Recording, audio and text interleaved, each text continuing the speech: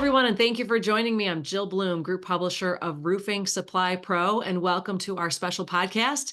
It's such an honor to have with me today John DeRosa from SRS. John, thank you so much for joining me. It's an honor to be here. And hey, John, I just Thanks got for to having me. say, yeah, I got to say too, real quick, it was so great to see you at IRE. The concert you guys had was amazing. The charity that you guys do, I mean, what you guys do for the industry and the charities that you support are really special. So thank you Yeah, for all you're doing. yeah, it's one of the best things I think about working for the company too. I mean, you really feel like you're part of something special, and that's certainly one of those things that's special, no doubt. Glad you were Yeah. there. Yes, thank you. Thank you for including me for sure. So, what I want to talk about today with you, John, is owning your outcomes. When it comes to sales, there's so many details that need to be kind of looked at, but I kind of wanted to just take a few minutes and have you just drill into owning your outcomes. What does that mean? What does everybody need to know?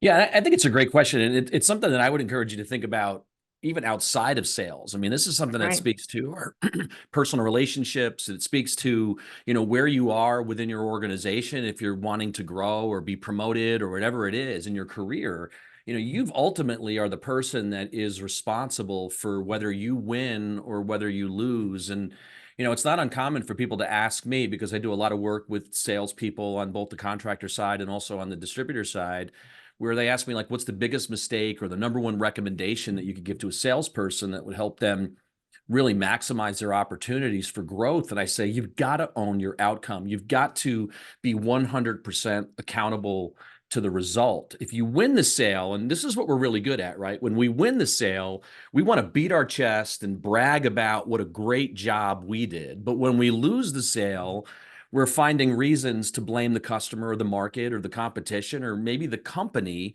for the reason why that was unable to happen. And one of the examples that I'll give you is like the salespeople that'll say, well, they wanted to buy from me, but they said my price was too high. And at the end of the day, they sort of take a little bit of comfort in the fact, well, they wanted to buy from me, so it's not my fault. It Yeah. was just the price. And what we try to get people to think about when we talk about owning the outcome is really like, granted, they may have really wanted to buy from you, but they didn't want to buy from you bad enough that they were willing to pay the additional cost required to buy from you. And that means that there was a disconnect in the value proposition. So we need to find a way to create a condition that compels them to really want to do business with us. And then we can sort of use that price as an obstacle to figure out, like, how do we, massage that in a way that gets the result that everybody wants in that situation. You get to buy from me, and, I get your business. So that's really what it's all about. Yeah. Well, you're like you said, the value proposition is so important. Yeah, I mean, and I think there's a lot to be, value proposition is like one of those words. And I hate to say it's a buzzword because it's not, and we don't use it very often, but I think we overthink it. I mean, Uh-huh. at the end of the day, like when you're selling something, and I think about even in our own world, and I know we're talking like distributor salespeople maybe here, Yeah. but, think about, like, what are the problems that you could help your customers solve? What are the opportunities that you could help them take advantage of? And it's got to be way outside what you're delivering in your truck. For We're all sure. kind of delivering the same stuff. As quality as that might Yeah. be, it's all the same. And I can't really convince you that I'm a better option because my product is shinier than the product that's coming on the other truck. So I think that what we really need to try to figure out is, are we developing the relationship necessary for us to take that deep dive with the Hmm. customer to really figure out how we can help that customer win? And that's really what my role is all about. And that's why I'm so, like, passionate about what I do. But man, if we could help somebody win, if we could solve a problem, if we could save them time, if we could reduce their headaches, I mean, what are the ways that we can really affect some positive change in the customer's business? And then hopefully there's enough value in that that allows them to want to move forward with us. But again, the owning the outcome thing, that's on me. It's up to me. Right. I did a post on Facebook recently where I told people that, to stop listening to people out there that are telling you it's slow. I get those comments even when I travel and I talk to contractors and stuff. Well, the phone's not ringing as much as it used to. The bottom line is somebody's buying somewhere. Yeah. And are you out there doing everything in your power to figure out who those people are and compel them to buy from you? Hmm. People tell us it's slow out there because it's my assertion that they want to feel good about their position. So I'm trying to bring you down to my level. Scarcity breeds scarcity, right? And I referenced, like, back at the COVID lockdowns, Yeah. how much toilet paper did we stock up on? Because we were scared, right? So Right. what happens is people are going to say to you, "Hey, man, it's really slow out there," because they're trying to bring you down to their level because they want to validate the reasons why they're not successful. And that's a mistake, man. Don't listen to those people. Yeah. I don't want to necessarily say they're losers, but they're the rain barrels. They're just the ones sitting on their hands, and they're waiting for the market to change or the competition to change. And Mhm. they're ultimately empowering something outside of their control to have complete control over their results. And I think it's way better for us to be the rainmaker and try to figure out how are we going to go out and make the most of the opportunities that are available, finding those opportunities and make the most of them. I've got to own that, right? And some of the basics, John, I've always been taught from a sales perspective that, there's power in the written word. And so when it comes to written goals, where should everybody start? Yeah, so I actually was just talking to a group the other day. There's a study done by the American Society of Training and Development that says that people that have an idea, right? I'm laying in bed in the morning and I think, man, it'd be great to sell $20 million this year. Like, I have an idea.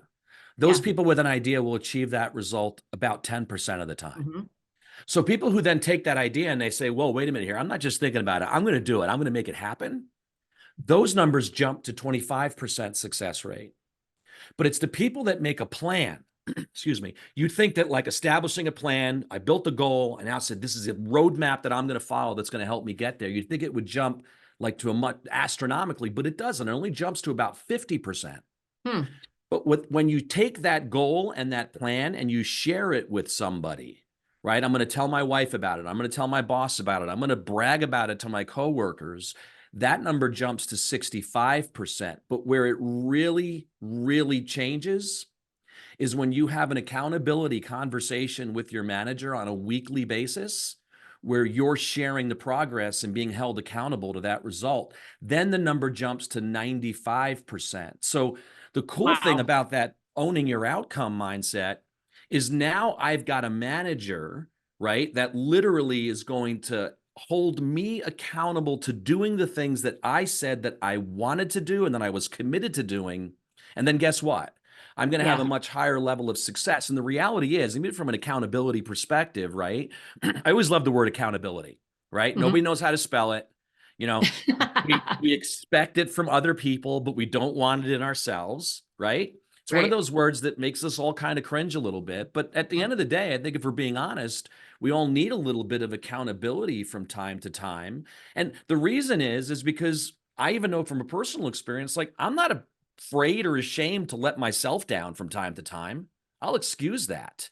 But I'm going to have a hard time letting somebody else disappointing somebody else. So if I'm committed to my company and to my manager that I'm going to achieve a certain result, and that manager has a vested interest in my success and wants me to grow and wants me to accomplish everything that I've set out to accomplish, they're going to Yeah. hold me accountable, which is why that relationship is really, really important. And then at the end of the day, I'm going to be in a much better position to win because I'm focused on the things that are within my power and within my control. Those are the Mhm. things that are going to get me to that next level, as opposed to me just waiting for something outside of my control to Yeah. happen to help me win. Well, wow, those are some incredible stats, John. I didn't realize how awesome of a you were going to have that great information on the fly there because you didn't know I was going to ask you that question. So, those are some things on those stats. We're going to definitely want to make sure we talk about those a lot because I think there's such a huge, like you just said, there's a huge power in the written word. So, thank you so much for all those insights. But if anybody has any questions, how do they get a hold of you? Where do they You can go? it's DeRosa at SRSdistribution.com. Sounds great, John. We really appreciate your time. Thank And you. if anybody has any questions for us, it's roofingsupplypro.com. And while you're there, make sure you sign up for all our free content, especially make sure you sign up for our e-newsletter, which is free. And Also follow us on all our social media channels so you can stay up to date on all the great interviews we're doing, like we are today with John. Most importantly, stay safe and healthy, and we can't wait to talk to you soon. Thanks so much, John. Thank you.